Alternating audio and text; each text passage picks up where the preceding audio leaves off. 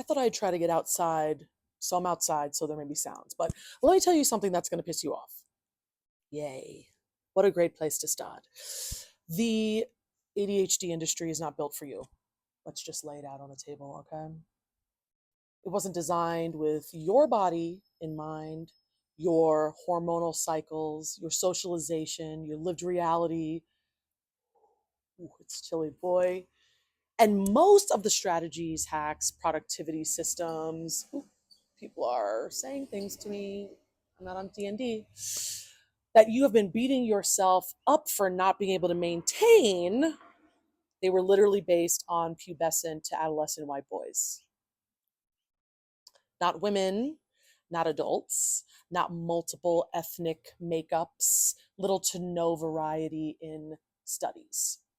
Certainly not women who've, as a result of being unseen and flippantly dismissed, spent decades masking, starting to snow again, people pleasing, contorting themselves into shapes that feel acceptable such that they belong. I mean, anyone heard of whiny woman syndrome, for example? If not, you can definitely look that up. That's real. I'm Viki. I coach late diagnosed ADHD women through the messy middle of transformation.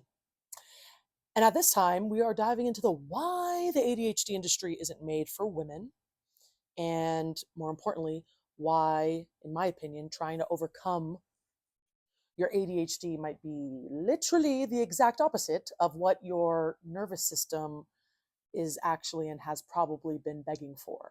I'm not gonna lie, I'm gonna keep this one light and tight. I don't know why I sat outside. So we'll start with the most uncomfortable truth that most ADHD content creators conveniently skip over. Because let's face it, a lot of people are getting their information from TikTok, which I guess is fine, but not doing the due diligence. So I'm gonna get into a little science right now.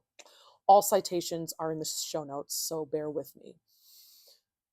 A 2020 scientific review published in the Journal of Women's Health, the Journal of Women's Mental Health, analyzed decades of ADHD research and found that between 1979 and 2020, the male to female ratio in participant samples averaged 3 to 1, males to females, with some studies going as high as 9 to 1. We're talking about decades of scientific literature built almost entirely on how ADHD presents in boys and men. Until recently, like the past few years, the diagnostic criteria in the DSM were developed based primarily on research with hyperactive boys in school settings, mostly. The inattentive presentation, which is how most, which is the expression of ADHD in women, wasn't even recognized officially until 1987.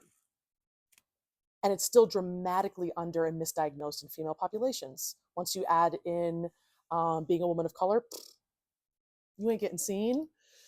Hence the ratio gaps between child and adulthood.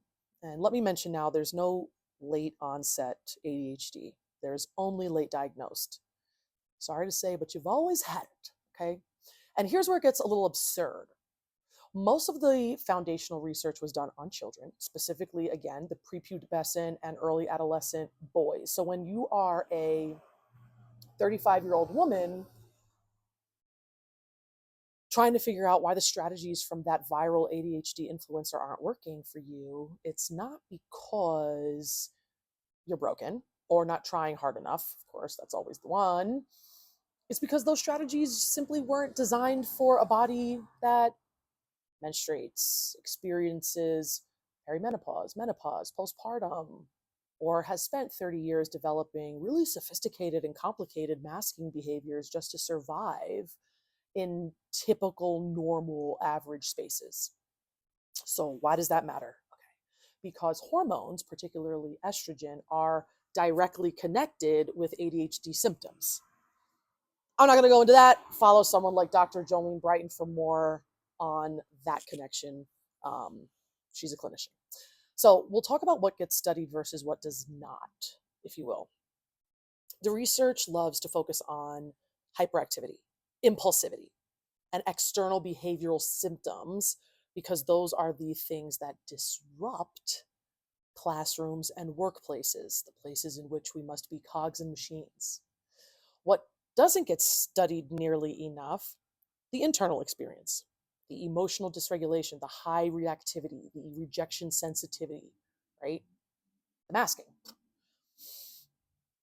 Research has also found that women with ADHD experience significantly higher rates of emotional dysregulation and rejection sensitivity than men because, well, not because, but rather these symptoms aren't even part of the diagnostic criteria. I'm outside. You're going to hear some street activity, okay? We're being diagnosed based on, beautiful bird, criteria that literally exclude some of our most debilitating symptoms. And so we don't think about it. And here's something that should, I hope, make you a little furious. There was a 2019 study published in BMC Psychiatry that showed that hormonal fluctuations across the menstrual cycle significantly impact ADHD symptom severity in women. Estrogen affects dopamine regulation, which means your ADHD symptoms can vary widely, of course, depending on where you are in your cycle. I did a quick, actually, a friend of mine, shout out KS, just sent me literally this. I'm going to put it up here somewhere. How many of your doctors actually ask you about your cycle when diagnosing or treating you with neurodivergence? How many ADHD resources even really mention this? Right. As an aside, I do have a masterclass that goes a little bit more into this topic from a more personal experience tip, and it's a perfect place to go from here if you want a little next step action, obviously in the show notes. Okay, we're going to keep on keeping on. To me, all the points I just referenced aren't just oversights, right? They are a feature of a medical system that has historically treated male bodies as the default and female bodies as like these confusing variations that complicate the data and therefore let us keep funding male bodies because they're easier. My tone is not blame or right and wrong. I am intending to share an objective truth in a system to hopefully shed some light on why the ADHD industry's zeitgeist may not be working for women. Okay. So we'll talk about this word that's everywhere in ADHD content: overcoming. Overcome your ADHD. Overcome your executive dysfunction. Overcome your time blindness. Just beat it out of the park. I think what we're really saying when we use this language is that there's something fundamentally wrong with you that needs to be conquered, defeated, transcended. I think that's bullshiza. Well, of course, I went down the same road you did and internalizing all of that, and then over time realized no, you don't overcome the way your brain is wired. You don't overcome your neurological makeup. That's not empowerment. That's ableism dressed up in productivity language, jargon, capitalistic jargon. In simpler terms, it's whack. Okay. Mm. And here's what makes this particularly insidious for women. We already spent half our whole lives trying to overcome something, overcome being too emotional, being too sensitive, overcome not being likable enough, agreeable enough, small enough, quiet enough, pleasing enough. And now we're being sold the same shame spiral with a neurodivergent label slapped onto it. How perfect. The ADHD industry loves to sell you the fantasy that if you just find the right planner, the right morning routine, the right supplement stack, the right meds, the right body doubling app, you'll finally be able to function like a typical person. You'll be regular. And when those things inevitably don't work because they can't work because they're not designed for your actual set of body systems as a collection of systems, you then blame yourself. And thereby we are back in the cycle of shame, hamster wheel of death. You think you're the problem. You think you're not disciplined enough, not committed enough, not trying hard enough, the usual, or that you're inadequate. And I'm just going to say, what if the problem ain't you? What if the problem is that we're using a deficiency model which historically is how neurodivergence has been based, to understand something that actually isn't a deficiency. ADHD isn't a bug in your system that needs to be patched with code. It is your actual operating system. And trying to override your operating system 24/7, that to me sounds like burnout, not ADHD itself. It is the trying to make it not be the case that is burning you out. So if we're not trying to overcome ADHD, then what the hell are we doing?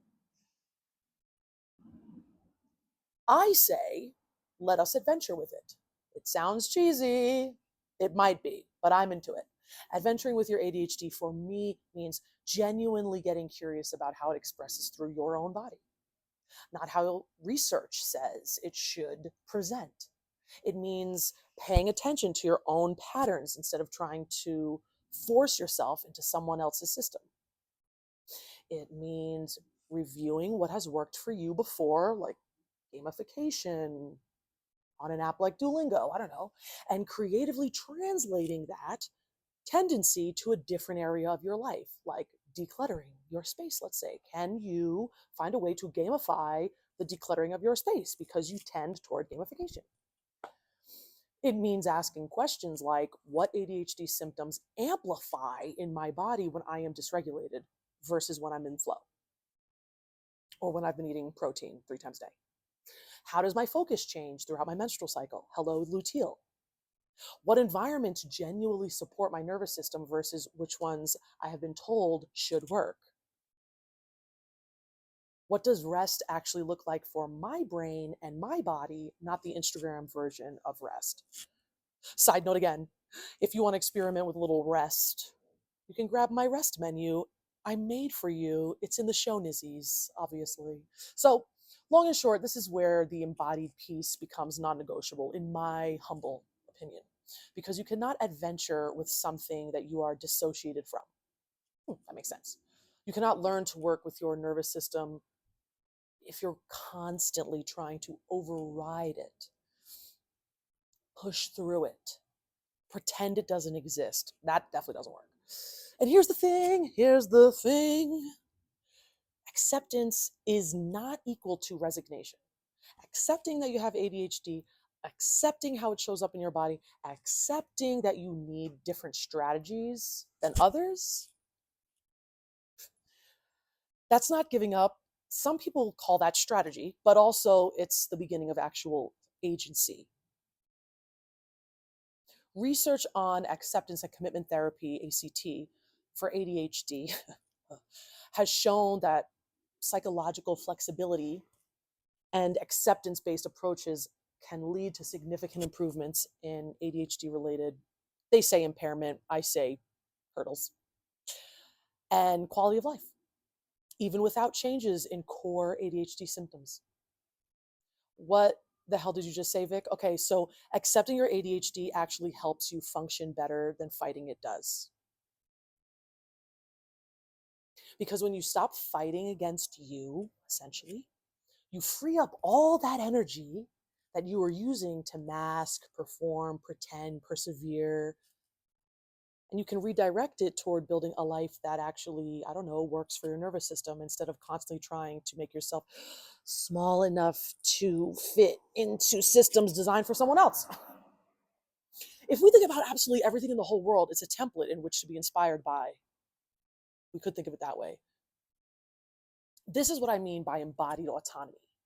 Not autonomy from your ADHD, but autonomy to make choices that honor how you are wired. Honor being honest. Autonomy to say no to strategies that harm you, even if they work for other people. Autonomy to design your own metrics for success. Maybe it is my energy battery, instead of measuring yourself against other people and other average standards, because everything is a template, an average template in which you take pieces from and adjust for yourself. The uncomfortable part is that there is an entire industry that profits from you believing you're broken. I mean, just talk about industry in general, but Every app subscription, every course, every productivity system, every ADHD life hack you buy is predicated on the idea that you need to be fixed. And let me erase every too many, most. And if you actually arrived at a place of acceptance and embodied autonomy, I have to put my glasses like in my hair to fix. They're like, they don't fit on my ears. You would stop buying. And I'm not saying all ADHD resources are predatory, okay? Of course, I'm being a little lightly exaggerative. I have kissed the Blarney Stone. I'm just saying we get to be a lot more critical about who's creating content, what their credentials are, and whether their advice is actually rooted in understanding neurodivergent nervous systems, or are they just repackaging general productivity advice with ADHD keywords for the algorithm, which is real. I mean, including me. I'm a little more credentialed and certified than your average coach, but I'm not qualified at all in comparison to a clinician, a therapist, an occupational therapist specializing in neurodivergence. Pick your plate that you want to work with, right? I'm never hiding these facts. I believe I restate them fairly often. It's always up to you to do your own due diligence. That's the whole point, which hopefully now you see which diligence to be doing. Let us say, LOL. People are just driving up. They're like coming home midday. Love it. I mean, we moved to this house, so it's all very exciting.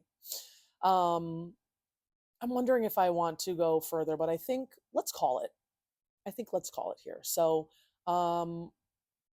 that's the long and short of my little spiel. Was it long? Was it short? Who knows? On the ADHD industry zeitgeist. So until then, catch you on the flip.